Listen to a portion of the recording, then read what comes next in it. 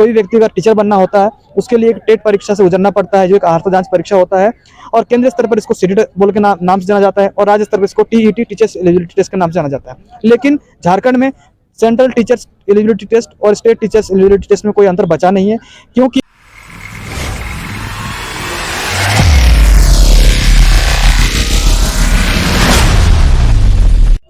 नमस्कार, जो आप देख रहे हैं दौपी न्यूज़ 24 और मैं कृष्णकांत पांडे। आज हमारे साथ है झारखंडी सीटेट अभ्यर्थी संघ सूरज मंडल जी, प्रदेश अध्यक्ष है ना जी। हाँ, तो इसके बारे में बताइएगा।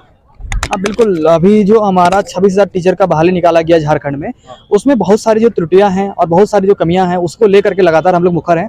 और झारखंडी सीटेट अभ्यर्थी संघ के माध्यम से हम लोग ये मांग लगातार उठाते हुए आ रहे हैं कि झारखंड सरकार जब टेट का परीक्षा पिछले 7 साल में नहीं आयोजित करवा पाई है, और इसी परिस्थिति में जो बच्चे केंद्रीय शिक्षक पात्रता परीक्षा यानी सेंट्रल टीचर्स एलिजिबिलिटी टेस्ट जिसको सीटेट कहते हैं, उन बच्चों को जो है इस मुख्य परीक्षा में बैठने देने का मौका देने के संबंध हम लोग लगातार मांग उठा रहे हैं। इसको लेकर के विगत 1 वर्ष में हम लोग जो है मुख्यमंत्री सर से मिले, शिक्षा मंत्री से भी मिले उस टाइम जब जीवित थे। इसके अलावा तमाम जितने यहाँ से विधायक हैं उनको 75 से अधिक विधायकों को ज्ञापन देकर हमारा जो है मांग को मुखर होकर हम लोग लगातार रखने काम किए।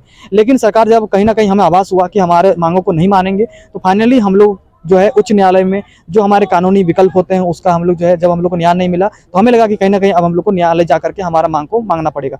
तो वहाँ जाकर हम लोगों ने फिर वहाँ पर अपना केस हम लोग जो याचिका दायर किए, और जिसका सुनवाई जो है 25 जुलाई को हुआ है। और जब विज्ञापन निकला था तो उससे पहले हम लोग जो है विज्ञापन को इमीडिएट रिलीफ के लिए स्टे पिटीशन भी फाइल करवाए थे, और उसी का सुनवाई 25 तारीख को हुआ, जिसके माध्यम से हम लोग जो है 3-4 जो है केस किए हुए थे, जिसमें रीट पिटीशन था हमारा 3-4, और उसके अलावा एक जनहित याचिका PIL भी था, जिसका बहस हम लोग को 25 जुलाई को हुआ। और सकारात्मक काफ़ी चीज़ें निकल के आ रही है लगातार, और उम्मीद है कि अगला सुनवाई हम लोग को डेट मिला है, जिसके माध्यम से हमें जो है सीटेट अभ्यर्थियों की इस मुख्य परीक्षा में बैठने का मौका मिलेगा। ऐसा हम लोग लगातार जो है आश्वस्त हैं। और आपको बताना चाहूँगा, जो 25 जुलाई की सुनवाई हुई है उसके माध्यम से जो है माननीय उच्च न्यायालय के माध्यम से शपथ पत्र के माध्यम से सरकार को ये जवाब देने के लिए कहा गया है कि आप जेड परीक्षा का आयोजन नहीं करा पाए हैं।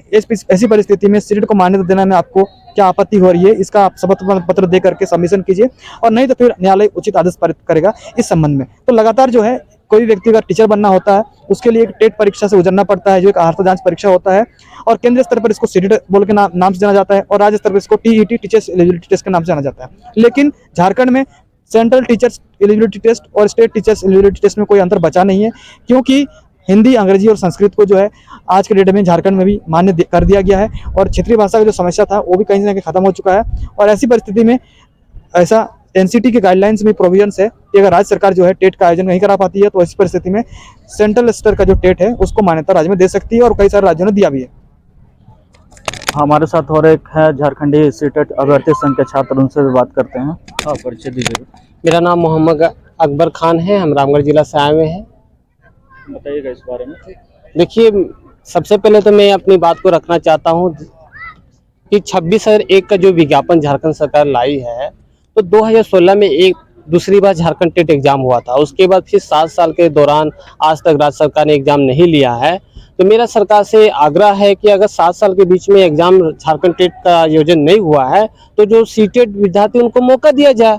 और हाँ बात है कि 50,000 की विज्ञापन आने वाली थी, लेकिन सरकार ने इसको 2 चरणों में लाने की प्रयास कर रही है। तो मेरा सरकार से आग्रह है कि यदि अगर आप झारखंड में झारखंड टेट के एग्जाम का आयोजन नहीं कर पा रहे हैं तो जितने भी 7 साल के दौरान सीटेट विद्यार्थी उनको मौका दीजिए। और जो विज्ञापन आई उसमें बहुत सारी त्रुटियां हैं। त्रुटियां की बात करें तो ग्रेड पे की अगर बात करें तो प्यून स्तर का उनका सैलरी दर्शाया जा रहा है, ये एक समस्या है। सिलेबस को कठिन कर दिया गया है। लगता है कि हम UPSC JPSC की परीक्षा में बैठे हुए। 9 घंटा की परीक्षा होगी 6 to 8 के लिए, 1 to 5 के लिए 7 घंटा की परीक्षा होगी। दूसरी बात ये कहना है कि 2012 का अगर ग्रेड पे बात करें तो 6 to 8 के लिए 4600 रुपया था, आज उसी ग्रेड पे को 2800 कर दिया गया है। 1 to 5 की बात करें तो 4200 था, आज उसी ग्रेड पे को 2400 कर दिया गया है।